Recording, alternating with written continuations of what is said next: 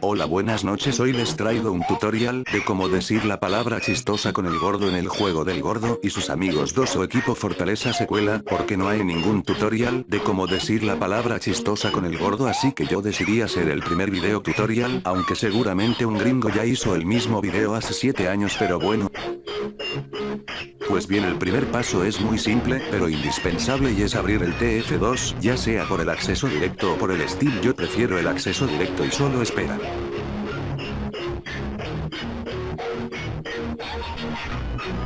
Una vez ya dentro del juego tienen que ir a las configuraciones, audio, y poner el juego en inglés, porque si no, no pueden decir la palabra chistosa.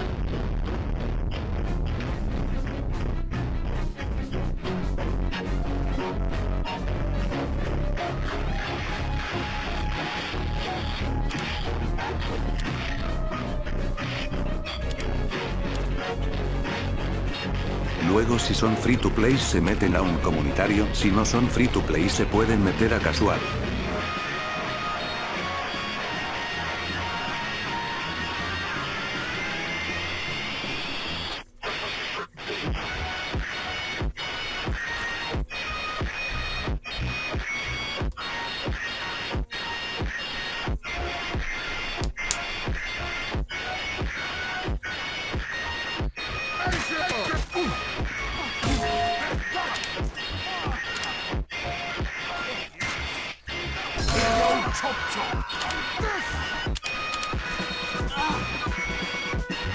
Ahora tienen que seleccionar al gordo porque si no, no funciona.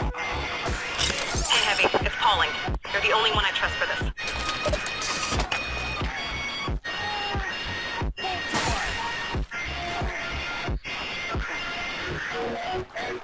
Ahora solo presionan esta combinación de teclas, X y 5. Put dispenser here!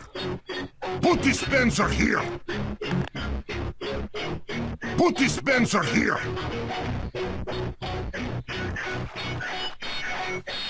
Y listo, ya habrán dicho la palabra chistosa con el gordo. Síganme para más tutoriales.